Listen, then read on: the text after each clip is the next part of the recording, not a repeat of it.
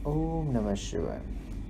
ओम तत्पुरुषाय विद्महे महादेवाय धीमहि तन्नो रुद्र प्रचोदयात्। शिव का अर्थ है कल्याण। शिव के महात्म्य से ओतप्रोत से यह पुराण शिव महापुराण के नाम से प्रसिद्ध है।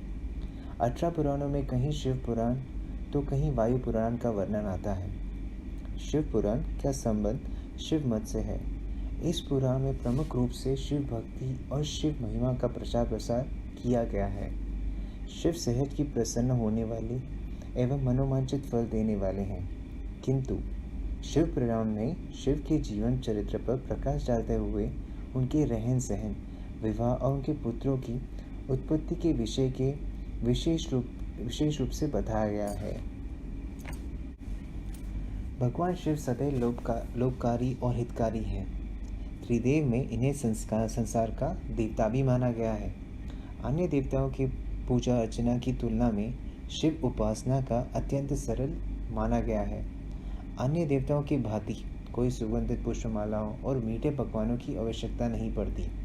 शिव तो स्वच्छ जल, बेलपत्र और कटीले और न खाए जाने वाले पौधों के फल यथा दूत्र से आदि से प्रसन्न हो जाते हैं। शिव का मनोरम वेशभूषा और अलंकारों की आवश्यकता भी नहीं है, वो तो आगोड़ी बाबा है।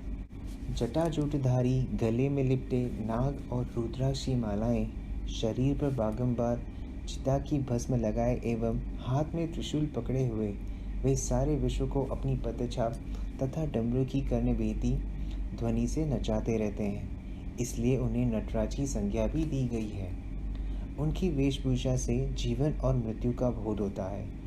शीश पर गंगा और चंद्र जीवन एवं कला का गौतम है। शरीर पर चिता और भस्म मृत्यु की प्रतीक है। यह जीवन गंगा की धार की भांति चलते हुए अनंत में मृत्यु सागर में लीन हो जाता है। तुलसीदास ने जिन्हें अशिव वेशधारी और नाना वाहन नाना वेश वाले गणों का अधिपति कहा है, वे शिव जना सुलभ तथा आडंबर विहान वेश को ही धारण करने वाले हैं। वे नीलकंठ कहलाते हैं, क्योंकि समुद्र मंथन के समय जब देवगण एवं असुरगण अद्भुत और बहुमूल्य वस्तुओं की हस्तगत करने के लिए मरे जा रहे थे, तब कालकूट विषय के बाहर निकलने पे सभी पीछे हट गए। उसे ग्रहण करने के लिए कोई तैयार नहीं हुआ। तब शिव ने उस महाविनाशक विष को अपने कंठ में धारण कर लिया। तभी से शिव नीलकंठ कहलाए, क्योंकि विष के प्रभाव से उनका कंठ नीला पड़ गया था। ऐसे परोपकारी शिव की चरित्र वर्णित करने के लिए इस पुराण की रचना की गई है। यह पुराण पूर्णतः भक्ति ग्रंथ है। इस पुराण के कलयुग के पाप कर्म से ग्रसित व्यक्ति के मुक्ति के लिए शिव भक्ति का मार्ग सुझाया गया है। मनुष्य को निष्काम भाव से अपने समस्त कर्म शिव को अर्पित कर देनी चाहिए।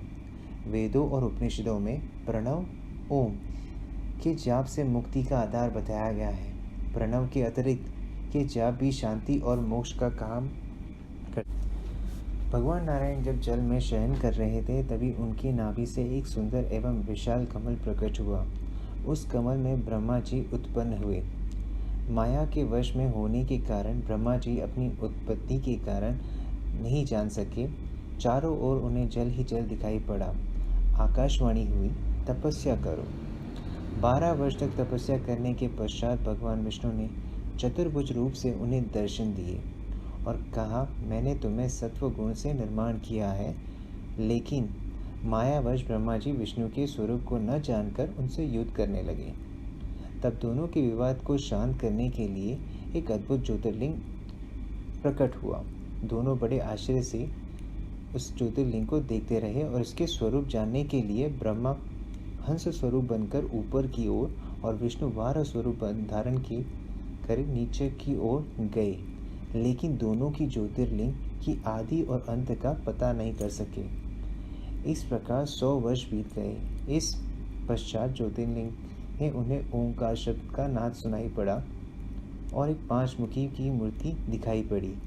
यही शिव थे। ब्रह्मा और विष्णु ने उन्हें प्रणाम किया तो शिव ने कहा कि तुम दोनों मेरे ही अंश से उत्पन्न हुए हो।